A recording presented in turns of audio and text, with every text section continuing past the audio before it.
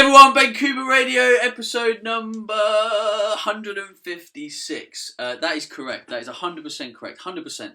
I am full of energy and I'm even wearing a top to celebrate the fact that today, well, the day that we're recording this, is the beginning of the Rugby World Cup, which is an incredible thing because it's in the UK. And as you might have known, I do play rugby. Well, hello, Benny. I used to play rugby when I was at university, and I'm Welsh, so therefore I support Wales, and you are English and therefore support England, so we could have a little bit of a rivalry over the next couple of weeks. We could, seeing as England play Wales next week, and I will be there at Twickenham. Ooh, okay, and actually, we are recording a podcast the 2 days after that. So we could have a little bit of banter on that day. No, this podcast will go live 2 days before that match. Yeah, I'm thinking of the next one. I'm getting a bit excited, that's all. Go on, Wales. Go on, England. You honestly don't think you're going to win? Come on, be honest. I do, actually. Fuck off. Wales have had their fair share of injuries. Don't blame injuries. Every sports team goes, oh yeah, our best players out. That's why you have a squad of players that, despite the injury, can perform. Oh, I'm quietly confident. Be quietly confident. I'm loudly confident. But no, I'm really looking forward to the buzz of having something like that in your own country. I think it's amazing. I'm really pleased I've got tickets. Too. I have to say, having lived in Australia for the past 10 years, I really miss those rugby international days. They're such good fun, and going to the rugby is something that is, it's either in you or it's not. And it's obviously living in Wales, you just got to get brought up with rugby all around you, and it's just such good fun days. And yeah, I love it. I'm really looking forward to to being in London and being in the UK over the next couple of weeks. It's going to be really good fun. A day out to Twickenham is one of the best days out for me. Couple of leisurely beers outside this stadium, loads of friends chatting, getting to the game. It's such a friendly stadium. It's not like football where everyone just argues and moans at people.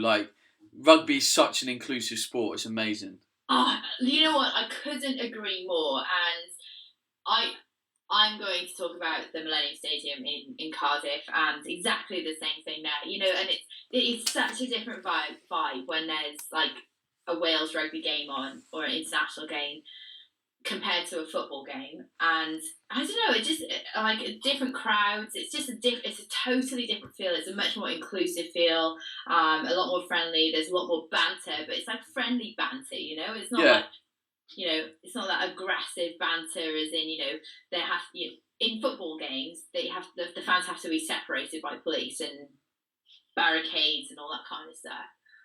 Well, it certainly used to be back in the day. I'm not sure if it's evolved somewhat now, but rugby it's all in. Yeah, just muck in and have a laugh. Jesus. Exactly. After all, it is just a game. It isn't life or death. But some sports, it's literally a case of life and death. People are that. I get passion and stuff, and I'm passionate about it, but it doesn't make me aggressive or abusive. Well, I can get pretty aggressive and abusive if you knock Wales, but there we go. Let's not go down that route today. It's not my fault, you shit. Right, let's put this podcast back on point, make it nutrition related and stuff. For anyone, I've mentioned the Body Type Nutrition Academy before. We're launching and opening our doors again on October the 1st. Now, I know this podcast, you're probably going to be sat on a tube, in a car driving, out walking the dog, doing your cardio on a cross trainer. I don't know. You're on the move, and you know it's hard to click open a web browser, search this kind of stuff. So we have a cool new tech service. So if you want to find out more about the Body Type Nutrition Academy, if you're thinking about educating yourself further in the world of nutrition, this podcast isn't enough. You want more. You want it to be proper. You want it to be certified. You want it to be taught by lots of different specialist coaches. If you text this number 67076 and you just text the word academy, and it's 100% free, won't cost you a penny. I will pay for it. Send that number and we'll send you back a link. You click that link and you'll find lots of information. You can leave your email address in the orange box. It will send you even more information. Watch the video, clue yourself up. So that number is 67076. Just text the word Academy and we'll send you that information. Very cool. Snazzy, aren't we? We're so 21st century. That's very snazzy. You're not a tech head, so I know that you personally didn't set that up. True. I do my thing. Other people help me do my thing. Yeah, I am a tech head now. Like I'm pretty good with technology and setting up membership sites and building campaigns and all that kind of stuff. So I'm pretty good at all of that. And even I haven't got that far. So well done, Benny. Thank you. Should we start some of these questions? Yeah, let's roll this show. Okay, awesome. So we've got 3 main questions today. This one is from, I don't know actually because there's no name on it. Anyway, I'll fire away. Hi Ben and Rachel. First of all, thanks for all the knowledge bombs you two drop on us on a weekly basis. They have helped me greatly in the pursuit of a healthier lifestyle for myself and my family. Keep up the great work. Now, a little bit of background on myself. I'm a 32-year-old male, 6 foot, and currently around 217 pounds. I'm not sure of my body fat percentage, as I never had this accurately measured. I'm now down from 335 pounds around 5 years ago, so I have come a long way on the weight loss journey. Well over 100 pounds of weight loss. I know this is a great achievement, and I'm somewhat proud of how far I've come, but I cannot get over the fact that I'm still not happy with the way I look, and here lies my problem. Can you give me any advice on getting over the hurdle of not loving my new body? When I look in the mirror, all I see is the little bit of fat I'm still holding around my chest, stomach, and love handles on my back. I can't really appreciate how far I've come. When people congratulate me on my weight loss, I feel like a bit of a fraud, as they don't know that I still hold on to fat, and what's left is very wobbly and soft, and I can't seem to shift this. Even writing this, I feel a bit silly, as I know people out there who have greater problems than this, and I should be happy with how far I've come. But this worry causes my wife and I some stressful times, and I can get a bit depressed about it, not being able to get to the point where I'm 100% happy with my body. I currently follow John Kiefer's Carb Nights protocol. Ultra low carb 6 days per week with 1 6 to 8 hour carb refeed per week. I don't track calories or macros, as I have done this before and I became obsessed with it to an unhealthy level. My ultra low carb days are full of protein and healthy fats, and I make some awesome healthy foods whilst getting to look forward to enjoying some more naughty carb heavy foods on the weekends while I can enjoy them with my family. I like this way of eating a lot as my body doesn't seem to do well with carbs. For example, I tried John Kiefer's carb backloading and piled on a load of weight, so this protocol isn't really for me. I train 5 days a week at 5 a.m. fasted, Monday to Friday with the weekend off, using Lane Norton's fat plan.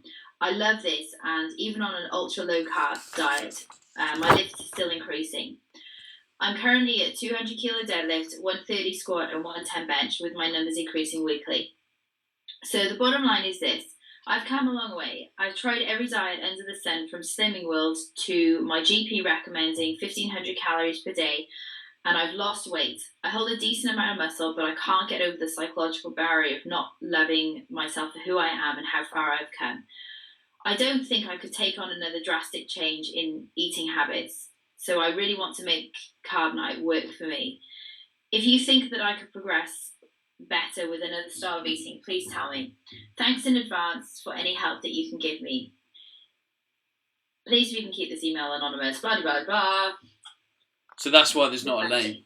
Yeah. This is a really cool question. Obviously, we've covered various points of this before. I think one thing I would recommend he does straight away is go back and listen to the podcast we did with Dan Ralph and Gary Turner, because that was all about body dysmorphia. And this is now what we're looking at. This is body dysmorphia. And it's also quite pertinent because today in the UK, the day we're recording this, which is the 18th of September, a news piece came out where there was an overweight runner on the front cover of a running magazine. And this was obviously big news. Like running magazine has never done this before. It's all typically, slim people out in the hills looking all bouncy and healthy. And this was due to a campaign that a lady went on because she used to get heckled when she went out running.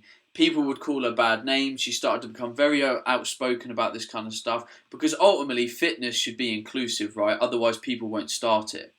And the amazing thing is this whole news story is surrounded around this woman, despite trying to get fitter and healthier, loves herself and loves her body. So many people will look at her body and not see perfection, will see all the little bits that they would improve, but she still loves her body. And this is where I think everyone has to get to the point to in their life. And this links to the last podcast that me and Rachel did, Are You Happy? Everyone has to get to a place where you're happy and you love yourself because you only get one body. You only get one you. You only get one mind. Like the way you are right now is you. It can only change to a certain degree. If you don't love yourself and you are not happy, you will be unhappy for a long time. And that is not a good place to be in. No one should be unhappy. So you have to learn a way to love yourself. So most people focus on the small little bits that they don't like. You need to start to focus on the bits that you do like and just understand that the little bits that you don't like, you will aim to continually improve over time, and that is okay.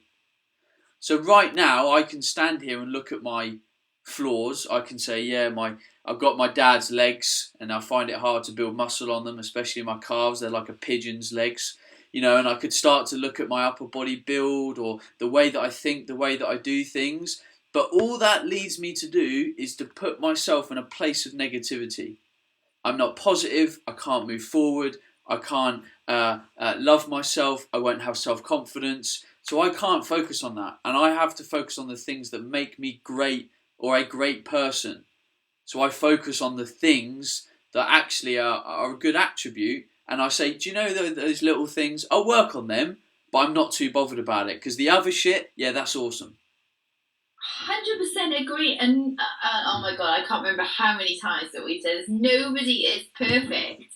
And, you ask anybody who you think has, who has a perfect body in your eyes. Well, perfect to who? They might be perfect in your eyes, but they're not perfect maybe to the person or perfect to somebody else. So therefore, perfection doesn't actually exist.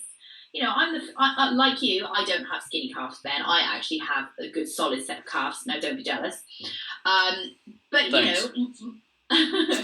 I'll be the first to say, my problem areas might be like the backs of my arms and my thighs. Like I always have like a really high skin fold on my quads and my hamstrings. But quite frankly, there are far more important things in life. I really don't care. It's just not a big deal of mine.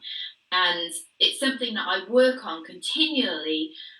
Every single time that I'm training, I'm always trying to, shape my legs. I'm trying to build them a certain way. I'm still trying to build my ass, make sure it keeps growing. I'm still trying to grow my delts. I'm really conscious of the fact that my delts are quite small compared to the rest of my physique. And this stuff, you just can't let this stuff consume you. And, Ben, what you said is absolutely right. Yeah, you know what? Acknowledge it, work on it, but don't let it consume you. There are far more important things out there to be worried about. And, focus on the good stuff that you have. And it doesn't necessarily have to be the physical traits, but everybody has hang-ups. And actually, we've spoken about this on the podcast many times before. Those people who are also in incredible shape, be it males and females, are often the most insecure. Ha! Yeah, they're the most broken of them all. They are. They are. They've got, the insecurities are incredible. They are the people going for perfection and they're constantly never close to it, or the way they see it. Absolutely. See, the stuff with, if you delve deep into all this stuff and what things mean to different people, I bet if I stood in front of this guy and asked him, whose opinion matters to you most in this world? And he would probably say his wife. And his wife probably says, I think you're perfect the way you are. I love you. I love all this stuff about you. But he's not listening to it. He's looking at himself in the mirror going, oh, I don't like that. I don't like that. I don't care what she thinks. But you do care what she thinks. So you have to focus on those. Like if I ask my girlfriend, well, hopefully. No, I know that she does. She says, I love you. I love the way that you are. I don't want you to be really lean. Like all this kind of stuff. And I have to listen to that because that's the one person in my life, that I care an awful lot about, along with my family, my mum, my dad, that kind of stuff. So he has to listen to that. He has to ask those questions and be receptive to that. Now, when we talk about all this stuff with mindset, what people have to understand is I cannot give you advice that will change your mind overnight. This has to become a practice. Just like we have to practice a squat in the gym to make it really good and strong so that 2 years down the line it actually looks good and strong and lifts a lot of weight. And it's the same with mindset. So if you think one way and you want to think a different way, you have to spend time reprogramming that thought process. You have to say to yourself every day, I am strong, I am powerful, I love my body, I appreciate the things that I have in my life. You create a mantra. And the thing that people do is I sit down with people and I say, let's create a mantra for you. We create a mantra and a week later, I'll get a message like, oh, this is silly. Like, it's not working. I've been saying it to myself every day and I just sound silly. And I'm like, guess what? You need to say it to yourself for another year. You need to keep saying it to yourself, and that's how you rewire your mind.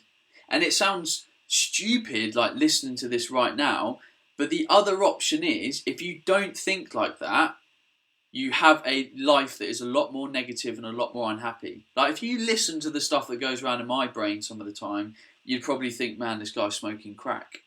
But I'm in a place where a lot of people look up to my mindset and how I operate as an individual. I'm very healthy. I have a lot of self-confidence, I'm very driven, all this kind of stuff. How did I create that? By creating a thought process that creates that. And I don't think, the other end, I don't have very many negative thoughts. I have to get to quite a bad place to be having a lot of negative thoughts. And it has happened recently with one or two things, but I'm out of that now because I've rearranged things, created a different thought process, and it has to be a practice. So he has to go away and practice this stuff. Absolutely. And coming onto the diet, he said that diet's working for him. Well, that's great, but there are other ways of doing it as well. There are lifestyle. I think somebody like this, they've obviously been through to lose 100 pounds is a lot of weight. I'm just trying, how much is that in kilos? It's like about 50 kilos, is it? 45, 50 kilos? 45, yeah. Yeah, right. That's like 2/3 of my body weight, pretty much. That has been lost. If I'm weighing 60 kilos, like he's lost a huge amount of weight, and I think what the connotation that he has with weight loss is extreme dieting. So he's also connecting dieting and not enjoying food and having to count calories. Like he said, he got obsessed with it, didn't like it. And that in itself is quite stressful, and associates that with losing weight. And so there has to get to a stage where, he's very reluctant to change his eating style now because he's found something that he can kind of still get that release in. So he's eating ultra low carb during the week, but still has that release on the weekend. I think that there is some kind of a lifestyle eating plan that can be implemented here where you can still keep getting progress, you can still keep losing body fat, but still not be quite so restricted as well. And that's something that, you might want to start working with a coach who can sort of track this for you on the basis that you don't have to count calories. But that, ultimately, if I have a client like this, I like to get them onto a lifestyle eating plan rather than having to feel like they're dieting all the time. Because I can assure you that Monday to Friday, at some stage, this guy is going to start having cravings. If it's not now, it's going to be in the future. Yeah, that was going to be my next recommendation. That I think this guy needs a coach. I think you need to learn a better eating pattern because this isn't sustainable. To me, you're still on a diet because you're following this diet plan. And if you go to a different diet plan, which you did with carb backloading, it didn't work. So you're going to a diet that works, but it's not sustainable. You can't eat people can't eat ketogenic long term Monday to Friday. It's difficult if you want to be flexible and more, yeah. So I think you do need to understand calories again. I think you do need to breach that demon, but you need to do it with the coach, someone that can coach you through it, teach you about it, track you, help you, get you over those roadblocks, because being completely carb absent isn't a kind of place to be. And really, you still have an element of kind of a binge cycle. You're getting to the weekend and you're kind of going for it, but you're currently, not losing weight, and it sounds like you're still trying to get a bit leaner.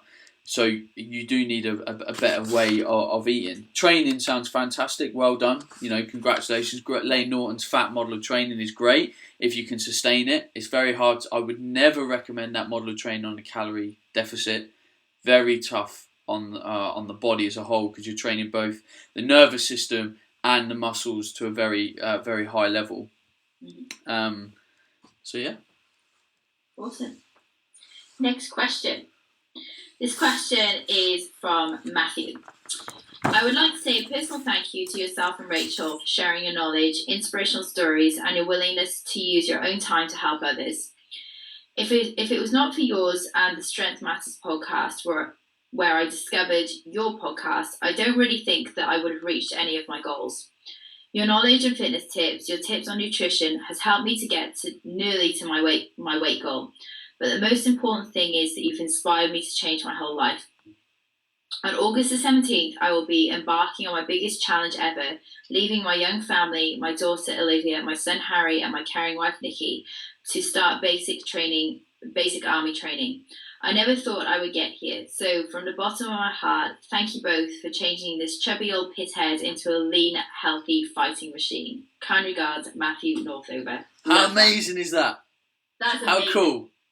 That is the good stuff. Like, yeah, nutrition tips are cool, diet's cool, but life change is what we're after here. And, this guy, Matt, has gone after it. He's changed his life. He's now going into the army. It was obviously a long-term goal. That's just, massive high five, Matt. Well done.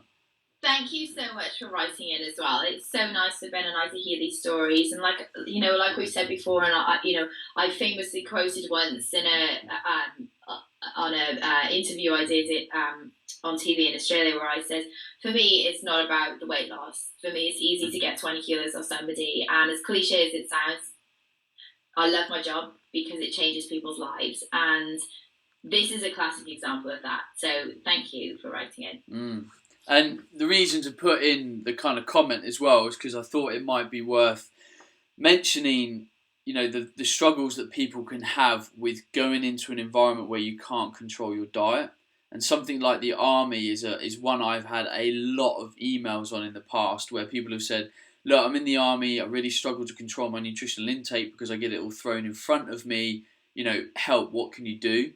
And I think it's a great talking point. And it kind of, it's in a way, it's a similar model to people that want to manage their nutrition when they go to a buffet restaurant.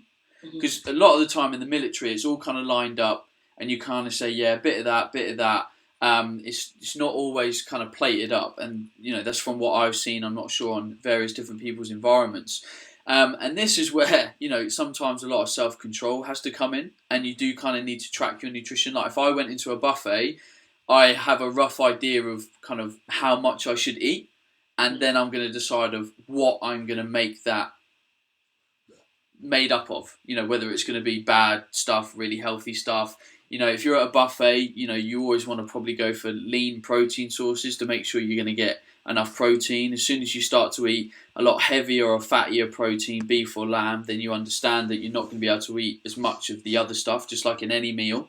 So get your protein sorted, and then kind of just decide, what stuff you like, and then what you're going to eat, and then go, right, okay, let's say I was going in and I had 1,500 calories to play with at that meal. Then you accept that that's kind of your boundaries. A lot of people will go into a buffet and go for it. If you go for it, then just own that. It's a mindful decision that you're going to eat whatever you want, and tomorrow you're not going to wake up and be pissed off about it. You can't be pissed off about it because you made the decision and you owned it. So you have to own that decision. But if you're going to control your intake, then control your intake, because you're trying to reach towards your goals and stuff. So with the kind of, the army eating scenario, where we say to people, look, go into the mess hall, go in with an idea of what you want and need, and try and pick up that, try and go for the lean protein source, then try and match things up and try and get an idea of your calorie intake as well. I mean, some people in the army are going to be burning off a mental amount of food, especially if you're in like training, basic training, anything like that. So you want to try and account for your energy intake. And then I always recommend a small supply of essential supplements, vitamin D with K2, whey protein, to make sure you can hit, getting enough protein, because sometimes the quality and the amount that you get might not be good enough. Fish oil, and probably definitely have some form of magnesium supplement, because you're going to be training a lot. So something like my recovery spray, it's WADA tested, so it's not a problem for people in the military to take it or use it. And that would probably be my general advice for that kind of scenario. One other thing I was going to add there was buffets, because I get asked this a lot, and obviously I travel a lot and I eat out a lot, probably more than most, and I do. I spend a lot of time in the Middle East, and in the Middle East, in Dubai and Abu Dhabi, there are a lot of buffets and amazing buffets. And I do get asked quite a lot, well, how do you manage at buffets? And I love buffets because I can eat as much as I want to, really. But I love tasting different foods. And so when I go to a buffet, one piece of advice that I can give you, particularly if you're on a fat loss plan, is only go with one plate. Don't keep going up and up and up and up and up, because you actually lose track of how much you've eaten or you are eating. So your best thing to do is have one plate, fill it with whatever you want to, and eat only what's on that plate. So, like Ben said, start with your proteins, add on veggies. Pardon? Always get a few veggies in there. That's going to help fill you up. Or fibres. Get some veggies or a little bit of salad in there, and then add your good little bits. Because really, there's only so much that you can get on one plate. Even if you're really going for it, on that one plate, there's only so much you could really fill, particularly if you base it around sort of a lean protein. So that would be my first tip. And then the second tip is, like, if you're going to go to a buffet, most people have dessert, and that's cool. But have your dessert, put little bits on your plate so you can taste everything. And usually you can get away with it that way. But like I said, it's not like you're eating at buffets every single day. And all right, this is slightly different to the army, but with a buffet, you tend to go and it's sort of a family-friendly social occasion. So go and enjoy it. That's not to say you need to go mad and you need to go and visit the buffet like 6 or 7 times like my brothers do. Just once, go up, fill your plate, come back, eat it all, eat slowly, enjoy it, and then go out for your dessert. Talking of buffets in Dubai, have you been to the Aquarius? Is it No. the Aquarius, the big like underwater theme parky hotel thing? Are you thinking of Atlantis? That one, Atlantis. You've been there? I have, but only to the water park there. Holy bejesus, go to their brunch. Yeah, oh my god, brunch in the UAE is amazing. I know, it's the best brunch I've been to. I went there with a massive... I was out in Dubai, and a couple of trainers sort of gave me a shout on Facebook and said, hey, come train with us. We're also going to go to the Atlantis for lunch. Do you want to come? It's going to be someone's birthday. There'll be a lot of people there. And, what a day. The food was the biggest I've ever been to. It was like a 200-station buffet. It was mental. It is unbelievable. Abu Dhabi has amazing. The Westin in Abu Dhabi, give that a shout out. That's really good. Dubai is phenomenal brunches, and you can either get a package where all your alcohol is included as well. Yeah, and it's usually about £40. Yes, cheap. Yeah, bargain. You can either have an all-day lash with food, or you can just have an all-day food lash. Yeah. So either way, it's really good. They're good food. So if you're in the Middle East, you must do brunch. That is one reason I like Dubai. I'm going to be honest. All right, next question. This is our last question for today, but I'm sure we can chat about some other things if we've got some time.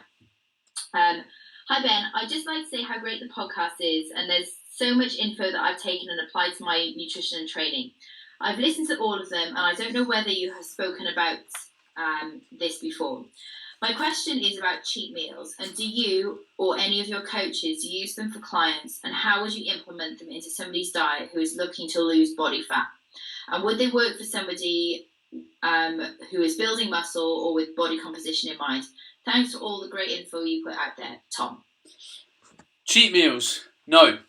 I personally don't like the psychology behind them. I don't think you should, cheat. I don't think there's a need to cheat. I'm a big fan of mindful eating. We've just talked about owning the decisions that you make, which is really, really important because that leads to a non-guilt place. We have to accept that if you are someone that does not want to track your calories and macronutrients, that is fine. But you must also understand that it will be harder to manage your body composition at times when you want to eat what you want.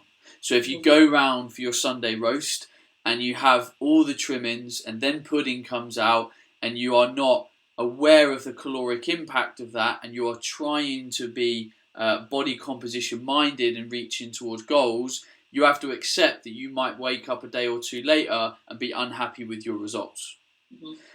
So if you're body composition minded, performance minded, I would recommend that you probably need to be aware of your calories and macronutrients and what you intake and how that affects things. But that then allows you to, as you say it, cheat, but be aware of the impact of that. So a simple example, and this is how I teach a lot of my nutrition for people that are geeky about their nutrition. I went to Nando's earlier in the week. I knew I was going to have a full platter. I always have a full platter at Nando's. I love a full platter at Nando's. Cheeky Nando's. Cheeky Nando's. Medium chicken, full large chips, macho peas, coleslaw. Sign me up. I love it. It's a simple dish. Paprika, salt, of course. I know it's about 1,800 calories if I don't eat the skin on the chicken, which I don't tend to. So I factor that in. I eat around 3,600 calories a day. So earlier on in the day, I just eat, 2 meals and a snack that's a lot lighter and I kind of save those calories. Now, if you're working with a client that isn't aware of this stuff and you're classing the Nando's as a cheat, they are then cheating but are not fully aware of the consequences. They just see that as a cheat and then the next day they have to go back to their normal way of eating. The cheating mindset is that foods are bad and foods are good. And yes, in a way, some foods are bad and some foods are good.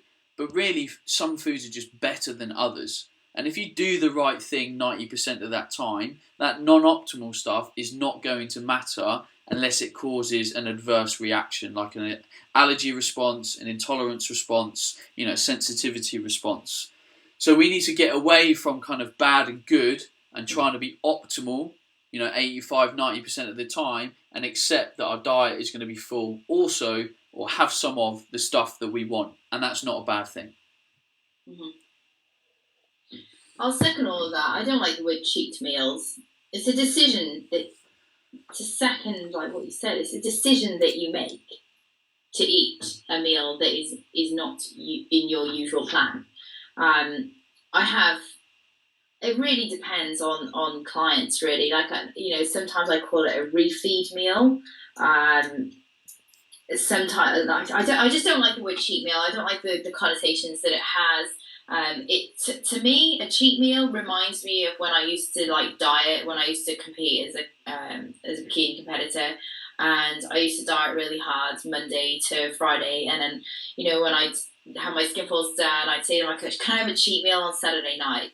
And if he used to say no to me, it used to be such a downer. And most of the time, I would have something anyway, because when you go through that level of restriction, you want to reward yourself with something. So I just don't like the negative connotations that the word cheat meal has.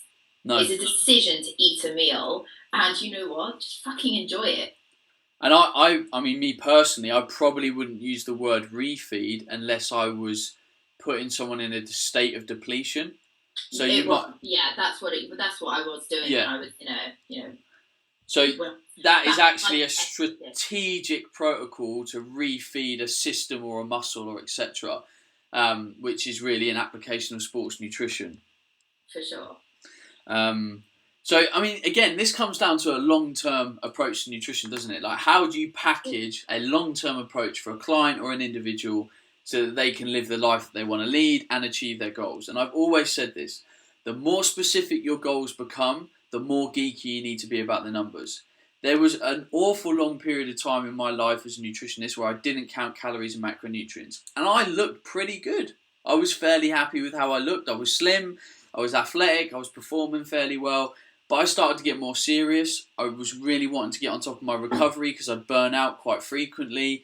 I wanted actually better body composition. So I then said to myself, well, I now have to be concerned about the numbers more. I now have to track and modulate this stuff, which now really only takes me about 10 minutes across the whole course of a day when I add it up, which isn't a lot to ask to keep on top of what is a very important asset, your body.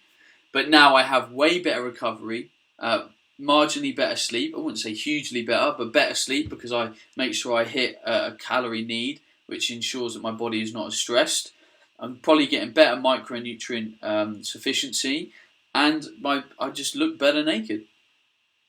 I'm wondering if we can change the mindset that people have around counting calories, so that instead of it being, I think a lot of people count calories because if we look at the push and pull towards something or away from something, so a lot of people count calories because they're driven away from being fat.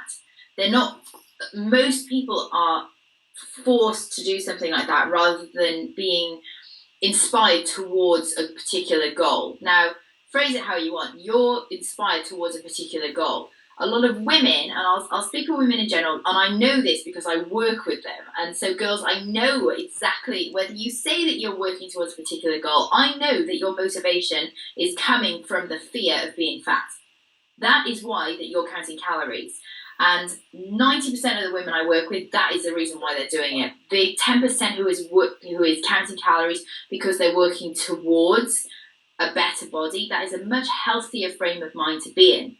Now, I'm wondering if that there is a correlation between, or whether it could be a step towards a healthier mindset towards counting calories and tracking numbers. When we look at doing something like looking at not just improving performance, but looking at improving recovery rather than improving body composition. Because I think that there's a real grey area when, if you've got somebody, particularly women, if we've got somebody who is not particularly confident in their body and their goal is to lose fat. Am I being clear here? Because it's clear in my head, but it's not coming out the way I want it to. I think it all depends on how we package this stuff. It's like the first guy that we answered in the mindset of what we're working towards. A lot of women will be on a diet because they are fat, and there's a negative connotation to that. I'm on a diet because I'm fat. Now, straight away, you're in a negative mindset. You're telling yourself you're fat. Yeah. Rather than saying, I'm changing my nutrition at the moment because I want to lose a bit of body fat, get more energy, sleep better, and feel better about myself. Now, that is a deconstruction of your goals, but it's positive because you're kind of owning that rather than being owned by the system that is leading towards your goal, which is fat loss. I'm on a diet, which is the system, because I am fat, which is the problem. Yeah. And it's just how we word this stuff, and it changes our mindset around it totally. And that's why everyone should probably listen back to the Gary Turner episode where we talked a lot about just changing the words. Like literally one or two key words in a sentence changes it from positive to negative to happy to sad to owning it to not owning it. You have to own your decisions, and you have to know why you're owning it. But there's no reason why these things can't be positive. We shouldn't, guys might say, I'm trying to focus on my bench press because my bench press sucks. That's negative. You need to paint that in a positive light. I'm focusing on my bench press at the moment because I want it to be stronger. Yeah. Whether it's weak or not, you just want it to be stronger. And being stronger is positive. If you go into the gym feeling weak, I'm going into bench today because I'm weak, straight away, how good is your session going to be? Very shit. It's not going to be that good, is it? Because straight away you feel weak. I'm going to go into the gym today and make my bench press stronger. Yeah. Simple as that. I'm strong, I'm going to get stronger. It's just how we look at this stuff. I'm listening to an audiobook at the moment, and it's actually been on my radar for a long time, and I'm sure a lot of listeners will have already read it. And it's called A New Earth by Eckhart Tolle, or Tolle, whatever his name is. And I read his first book, The Power of Now, years ago. I think when I've got to be about 10 years ago. I was about 21, 22 at the time, and it had a profound effect on the way that I see the world and the way that I react to other people's actions towards me. And it gives you a really deep understanding of yourself, your behaviour, and others. And it can provide you with a lot of patience towards other people and understanding human psychology and human development and why people act the way that they do and why you act the way that they do. So I think, there's nothing specific in that book that I can pull out right this second to add to this conversation, but this conversation is around that sort of thing. So yeah, it's called A New Earth by Eckhart Tolle. Nice. It's a very if you listen to an audiobook, he's a very spiritual dude. But there's one or two lines in there that just resonate with this conversation. It's a really good book, and it's very good for understanding human psychology or the human interaction. Do you know what the funniest thing about these kind of books? People that talk about spiritual enlightenment, the emotional connection we have with our surroundings. The people that mock this stuff are the people that are unhappy. Totally. And we mock these people, but these people are some of the happiest people on the planet. And we might look at them and go, oh, they don't have anything. They don't have a fast car, a nice house, whatever it is. I'm like, but these people are happy. You can't argue with someone's happiness. My happiness is dictated by a certain set of variables. And those variables will be different to Rachel's. And they'll be different to yours as the listener. But they make us happy. And it's not to say we're not working towards greater happiness. But we can't look at other people that are happy and mock that. You mock that in your insecurity of not being in a happy place, being in a good place. And it just amazes me how I don't read that fluffy stuff, them yogi type people. I'm like, well, you need to, because these guys will show you greater enlightenment. And define success. If I asked 100 people the definition of success, I would get 100 different responses and 100 different answers. And generally speaking, particularly in today's world, everybody thinks success means earning a lot of money. Well, to some it can, and of course it can contribute to one's definition of success. But at the same time, I also know a lot of wealthy people who have, 7-8-figure turnovers in their business, but are desperately unhappy. And that's not successful. So really, success comes from whatever your definition of success is. And so for somebody who is very spiritual, that may not be my personal definition of, success or happiness, but to them, it's theirs. And so if you can learn something from that, and if you can take something from that, then it's worth reading and it's worth looking at. 100%. A New Earth by, what was it? Eckhart Tolle? Eckhart Tolle. Do you know how to... I'll just find it on here. I'll have to... I'll just get it on my phone now because it's a... it's... 1 second. Shall I talk while you and ah? Oh, it's... Okay. It's spelled Eckhart. Eckhart Tolle. Tolle. A New Earth. That is a crazy name. Yeah. Nice. Well, I think that wraps up the show. Yes, it does. So, thank you for listening. If you have a question that you want to send into this podcast, then please email bencoomber@gmail.com with the subject line podcast and ask your question. If you haven't listened to a lot of the back episodes, and for some reason this is the first episode you're listening to, please go back and listen. Listen through the content and then ask a question, because we don't want to repeat ourselves too much. If you've enjoyed the show, please share it on Facebook or Twitter or somewhere. Share it with someone that you think can benefit from this. I think some of the stuff we've talked about today could be very powerful for a lot of people. So, please share that around. And again, talk with me and Rachel on Twitter. We love to know stuff. Tag us in, say hello, tell us what you liked, maybe tell us something that you disliked. We're always here to talk. I'm Ben Coomber on Twitter. Rachel is Athletic Fox on Twitter. And remember, if you want to find out any information about our academy, text the number 67076 with just the word academy. That's it. And you'll get a link sent back to you with all the information. Right, that is goodbye from me. It's goodbye from me. Oh, by the way, it's my birthday next week. And? I'm 32. You're old. I know. Age is just a number, whatever. I know. 32. My God, where have the past 10 years gone? It's insane. Right, I will see you next week. My guest is a lady called Michelle Seeger, who is a book writer in America. We're going to talk about some fascinating stuff with the mind and psychology. Join me for that. Otherwise, me and Rachel will see you in 2 weeks' time. Goodbye. Ciao. Hey everyone, Ben Coomber Radio, episode number 155. Now, it's not often we talk about movement, flexibility, looking after your body from more of the kind of the physical realm, the nuts and bolts, the skeleton, the muscle, that kind of stuff.